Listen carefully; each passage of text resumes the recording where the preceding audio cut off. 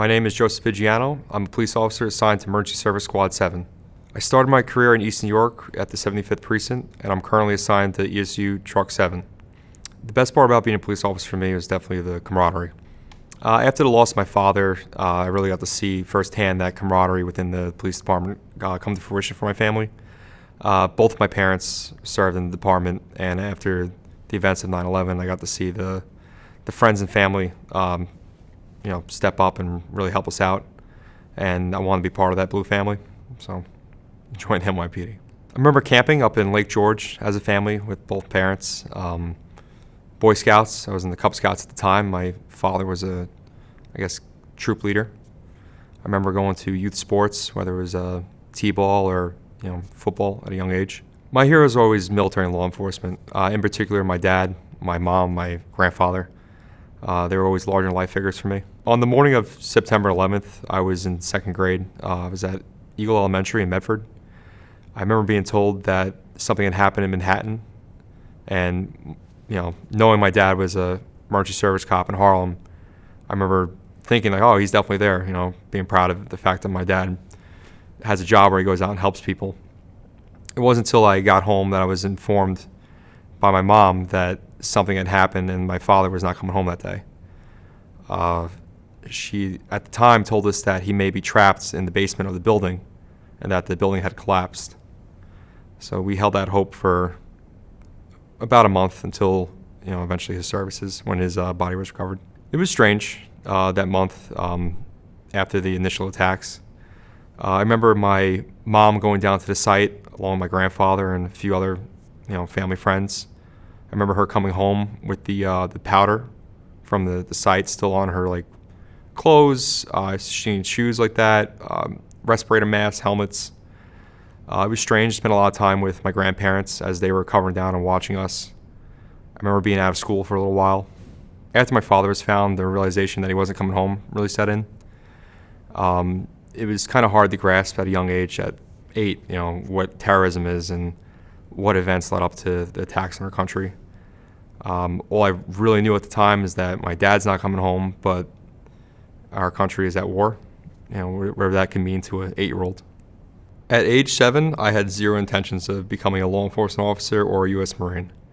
My childhood dream was to be a paleontologist. I was a big fan of the Jurassic Park series. It's still one of my favorite movies. But after the events of September 11th, I would say that I lost some of that childhood innocence, and my direction or career path definitely changed. It kind of just made sense. The first time I heard someone call my dad a hero, it was actually while he was still alive. He was always that to me, so it just kind of seemed like a normal thing in a sense. He was always that larger-than-life figure, that Superman, because I knew the job he had within the NYPD was a special one. Serving in emergency service, I understood that they were the NYPD's tactical and tactical rescue team. The NYPD's emergency service unit is New York City's premier tactical team and tactical rescue team.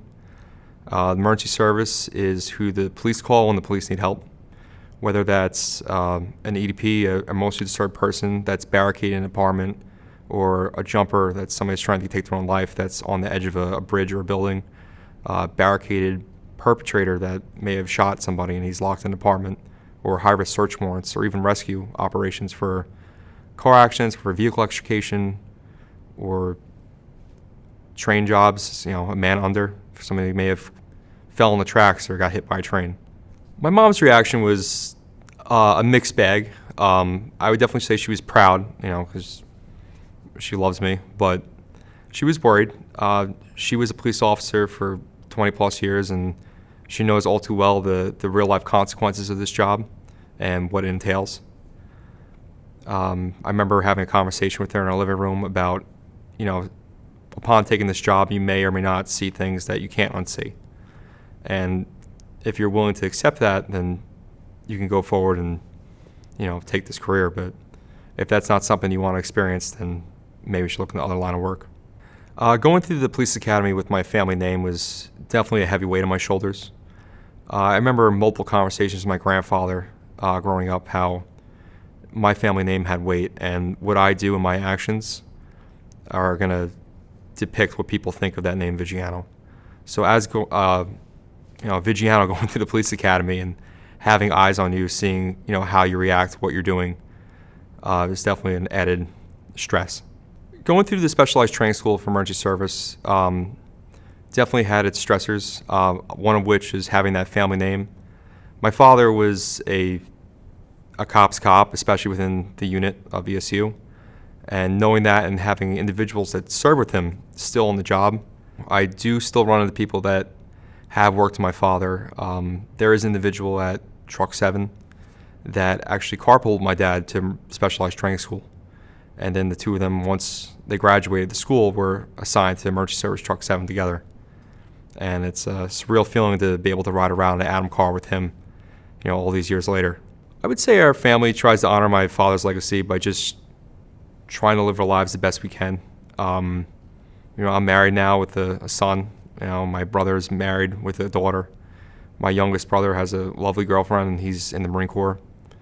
I think we're all doing pretty well and taking the opportunity that was afforded to us, whether it was scholarships for college or this job here within the military, to take it and run with it. Well, I think it's important to understand the heritage and the weight that this uniform and this patch, both of my left and right arm, carry, and the men and women that came before us and that wore that uniform and ultimately sacrificed their lives and gave up their lives to their own families.